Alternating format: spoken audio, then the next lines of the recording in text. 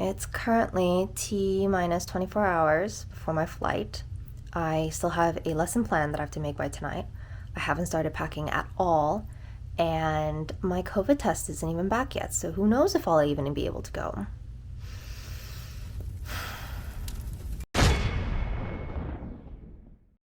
So I got my COVID test results back, and it was negative, meaning I'm going to Korea tomorrow, which is so crazy. I think this entire week, since finding out that mom was sick, I've just been silently expecting for my results to be positive, and I just wasn't letting myself believe that going to Korea was a possibility. But now with the results being negative, meaning that I can board the plane, it just feels so much more real.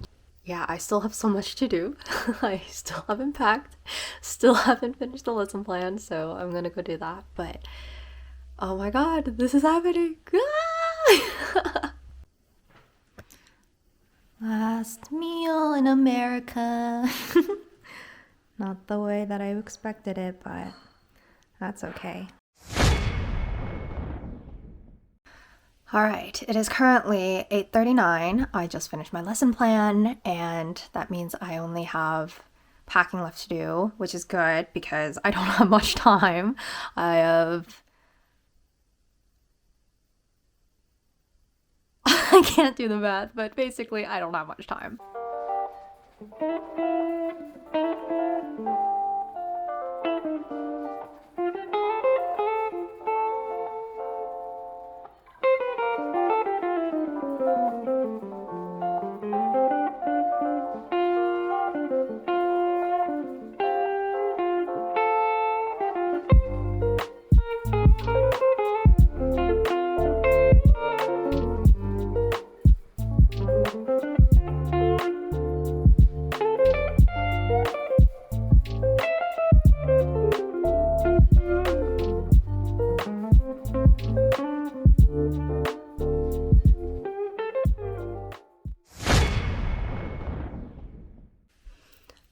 It's 2 in the morning. I finally finished packing. My brain doesn't work, evidently. I somewhat cleaned, not as much as I would like to. Definitely didn't get to shower, so I'll have to do that in the morning. I'm gonna have to sleep soon so that I can get up in time. Look how ginormous my backpack is. Hold up. Look at this. Look at this. It's just not... She's thick. I think packing just completely depleted all of my energy, obviously, but it also wiped out any sort of realization of what it means to be moving to Korea this year, tomorrow, today. Oh my goodness.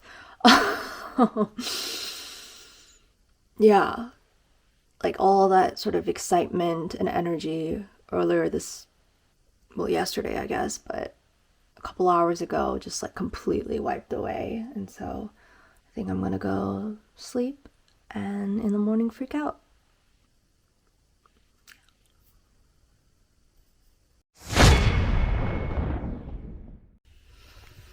Hello, good morning. It is currently 7:50. I have woken up, showered, I finished packing the finer details, and now we're about ready to go to the airport. I'm a little tired, have a little bit of a headache that I'm hoping a nap and Tylenol will be able to cure. Definitely gonna need a nap on the airplane. Super nervous to meet all the other people at the airport, but a little excited as well. I know that there's a lot to be nervous about, a lot to be excited about this coming year, but I can't wait to experience it all, and I hope to keep everyone updated. Yeah, I'm a little too tired for this. Anyway, see you at the airport.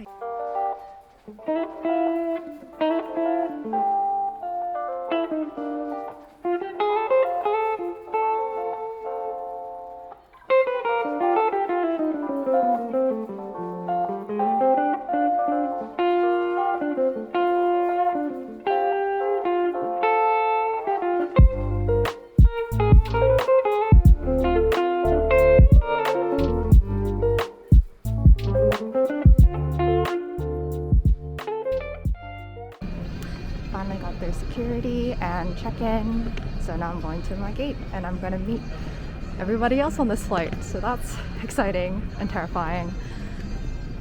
Said goodbye to my parents at the gate. Well, right before security, that is. And yeah, it's sinking in. I'm actually going to live in Korea for a year to teach. Oh my god. Okay, this is it.